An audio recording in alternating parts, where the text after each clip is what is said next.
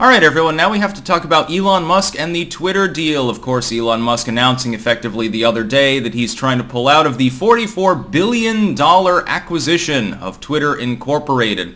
The problem being, when you're that late in the process of acquiring a site, a company, whatever, it's not necessarily legally the case that you can pull out at all. Elon Musk is probably doing some sort of business feint here, and or just trying to put the screws to the Twitter board. Maybe to lower the price, by the way.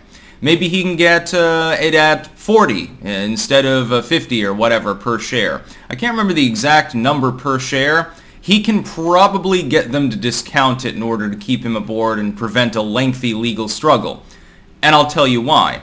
Twitter is collapsing right now. Look at the stock price. I know it's pre-trading at the moment, but look at the actual value of Twitter.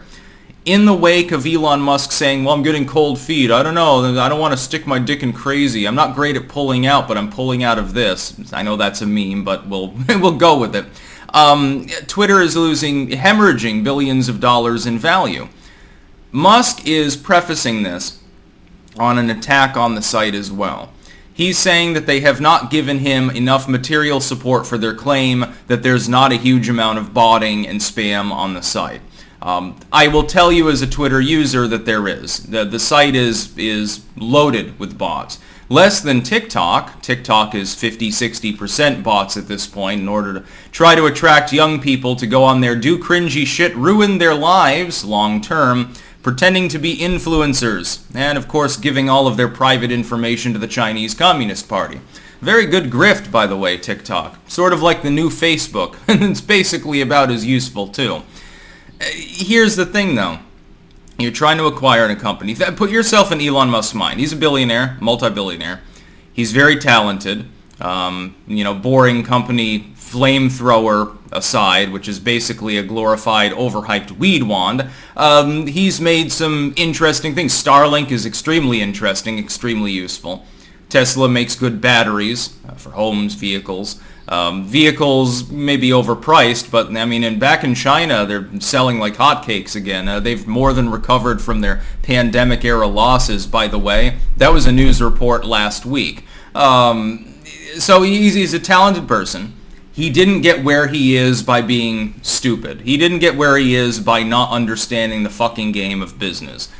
I think what he's trying to do is to collapse Twitter's value. I don't think that it has to do genuinely with spam bots. He already knew before he entered this acquisition deal that Twitter had a spam problem, a bot problem. He already knew these things. He uses the platform. He's an active user on the platform. Of course, he understands. His own posts are overloaded with bots that are spitting out crypto links. Oh, there's an airdrop. Elon Musk is going to give you twice as much Bitcoin back as you dump here. Quick, go to this link, everyone. Go to a nice shiny site that looks relatively decent, and all the boomers will unload their crypto there in expectation of getting some back, and of course, it never actually happens. He knows these things. He's not stupid. He's not going to go into an acquisition deal and say, the legacy media hyperbole over this is hilarious. They're trying to cast him off as basically being a stupid madman. Well, Elon Musk has such a huge ego. I mean, look at all the kids that he has. So he's fornicating with a lot of people. He's doing crazy shit. Clearly, this is crazy too. He got drunk one day, or high with Joe Rogan or whatever, and then he decided he wanted to buy Twitter because he was tired of the evil, meanie left-wingers on Twitter and stuff like that. He's far right, supposedly. He's, by the way, an African-American immigrant, so we'll keep that aside in note. But he's gone crazy. And all of a sudden, because he's basically the Great Gatsby, he decided, hey, I'm going to impress everyone. I'm going to buy a social media site. Fuck you. That's not the way that Elon Musk works. It takes a stretch of the imagination to believe that this is not all a completely calculated sort of chess game that he's playing. That's what I think. So here's his strategy, in a nutshell, if I'm correct, and I think that I am. You announce that you want to acquire Twitter. Twitter at first balks at it. They're very reluctant to sell to you. Initially, you'll remember there, for a while, he's like, maybe I'll buy Twitter. No, don't you dare buy Twitter. No, we'll talk to our shareholders. We'll block you out. We'll weaponize everything against you. Now he's got them begging for him to acquire. Twitter is right now threatening to sue Elon Musk to force him to do exactly what they swore up and down they didn't want him to do a couple of months ago. Well, that's good optics. You've got the people who resisted you begging for you to be their leader. By the way, if this goes through, and it probably still will, just to be clear, legally speaking, he can claim that it was a material breach of the contract by them not disclosing additional documentation to him, but he still went forward with the deal without legally compelling them to do so. It's a fucking feint, in my opinion. Here's what happens. Twitter's value plummets. Elon Musk walks into the boardroom, swaggers in, and chuckles at them and says, well, if I don't end up acquiring Twitter, which you threatened to not allow me to do, your stock price falls further, your holders begin selling off, your company collapses. You will not exist anymore. Ha, I've got you over a barrel. You have no choice but to have me as boss.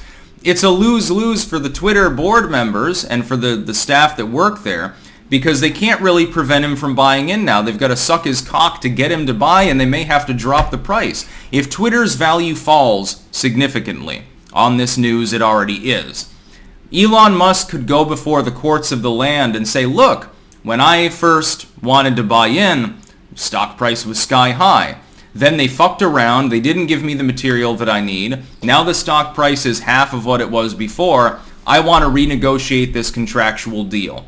I still want to acquire Twitter, but Jesus Christ, the cost is crazy. They're asking me to pay 300% over spot or something like that. He could end up getting his way. They may decide to at least marginally drop the price, saving him several $billion just to keep him aboard and offset this whole thing and prevent it from going before a court. They intend to legally compel. Think about this from the leftoids' perspective.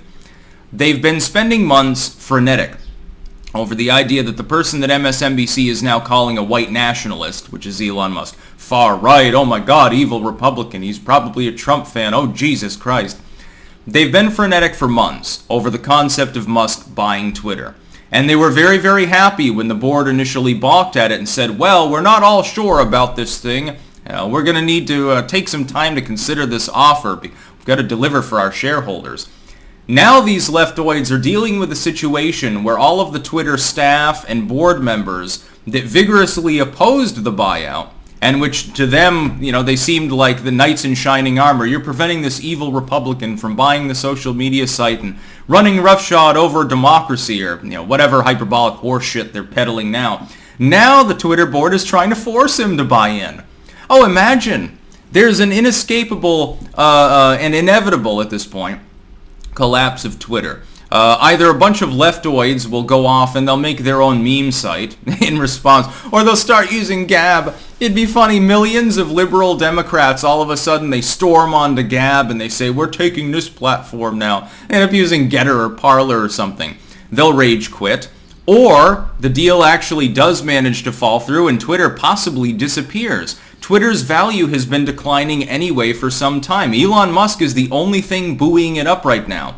I say this as someone who is not part of the Elon worship cult. I realize he's just an egotistical billionaire and he's paying lip service effectively to the free speech thing.